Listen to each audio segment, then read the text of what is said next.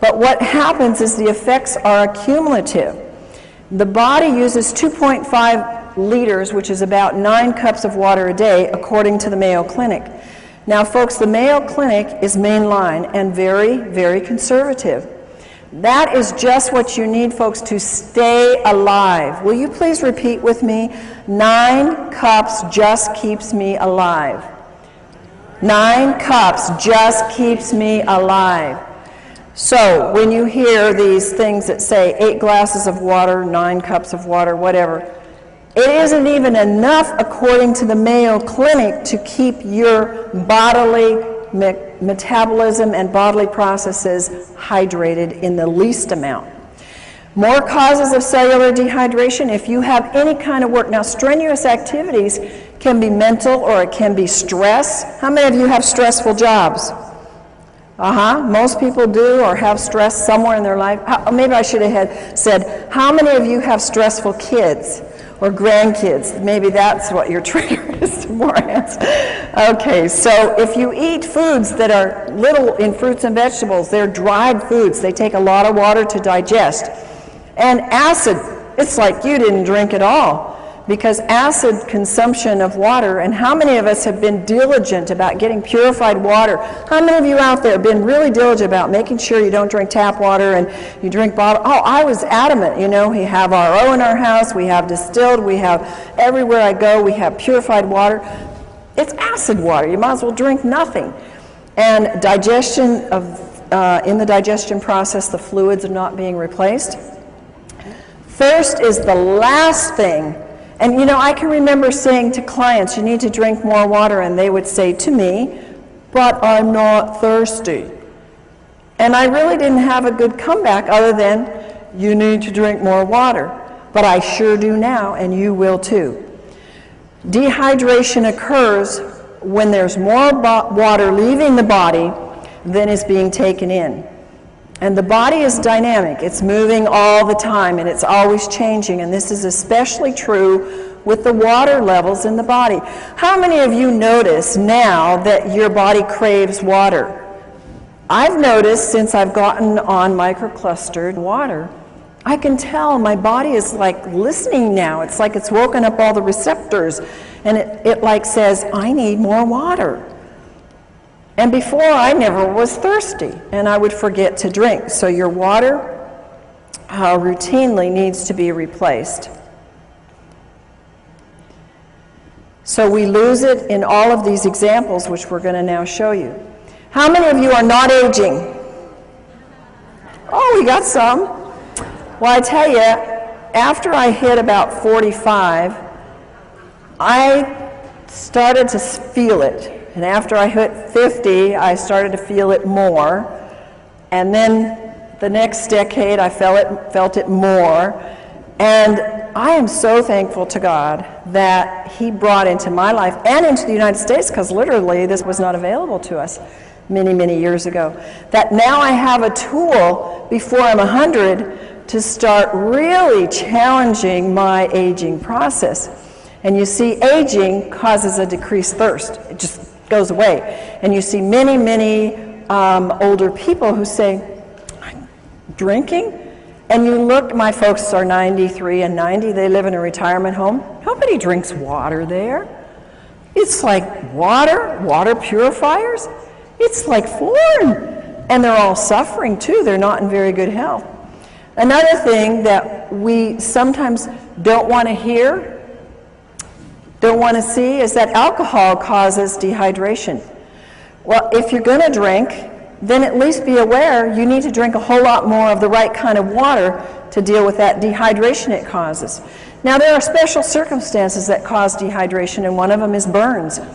And if you know anybody that has lots of burns or little burns, they're going to need a lot more water in their body. Here's another one of those American, don't tell me, don't talk to me about it, I'm going to keep my cup of coffee. You know, when I was very, very ill in my 20s, this is what led me into nutrition and natural health, I had to quit coffee because it was actually pushing my energy down. And I thank God it did, because I realized then what it was not going to help build up my health. And a lot of people just haven't gotten that yet. They haven't figured out that it's reducing your melatonin in your brain. That's very, very important for good, sound sleep. It's decreasing your memory enzymes. I want to be full of a good memory on into my 90s and 100s. It can cause DNA damage. It affects your overall brain functioning. How many students do you know? And when I went to college and grad school, everybody was drinking coffee to what? Think, study, stay awake through the night. I couldn't handle it. Thank God at that time I was sick enough that even coffee wasn't helping me. But it actually depletes their brain functioning. And when people crave coffee, it's a craving for water that their body needs.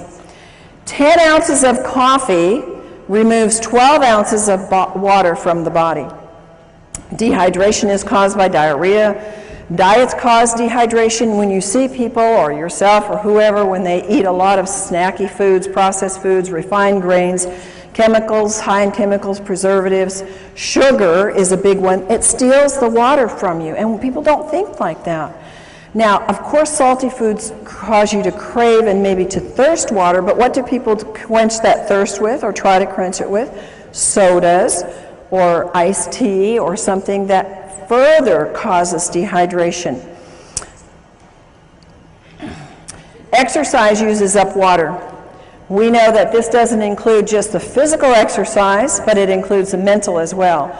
You're going to need way more than the 2.5 liters to fill up that body's dehydration just from some of these things. Fever, we know that edema means dehydration. I've told this to people for years, and you know what? It's so hard for our brains to get it. Well, how can that be a lack of water when I got too much water? Well, it's because the inside of the cell is mostly salt and your potassium-sodium pumps aren't working right. And the body pulls the water from other parts to assist that area, and you get dehydration. And if you drink enough water, you must drink it until your urine is clear. Now, the only exception to that is, of course, if you just took a B complex with the riboflavin in it, and that will make the urine very yellow. Water is the best natural diuretic, and if people would just use a lot more of that, they would find their swelling and things would be much more improved. High altitude causes dehydration. Again, I'm going to tell you a little story about myself. It's kind of, when I look at it now, it makes me feel rather stupid and ignorant. But I went to Ecuador a few years ago, and I got very sick in Quito. And I thought, what's the matter? I'm not sick. I don't want to get the flu. I felt horrible. And, you know, we had a bottled water here, bottled water there, bottled acid water. And, I mean, I was sick. And it was a health trip. There were a lot of other people there who were into health, and nobody knew to drink water. In fact, you know what they gave me? They gave me cacao, which is chocolate, which has caffeine, which further dehydrates you. I didn't know any better. I was so desperate, so I took it. But now, if I go back there or any high elevation, I'm going to know you drink a lot of the right kind of water and really hydrate yourself well. Another reason, we all know this one, we've all said it, we've all known it, is when you're sick, you get dehydrated. And why? Because you got to flush those toxins. And one of the reasons why we get sick is because we haven't flushed the toxins and also haven't flushed them with the right kind of water. Chronically ill people have to have the right kind of water, because if you don't, they just get stuck there and then they cause all kinds of illness. This is a huge area with medications causing dehydration. If you will look in the medicine on the internet or anywhere where they talk about the side effects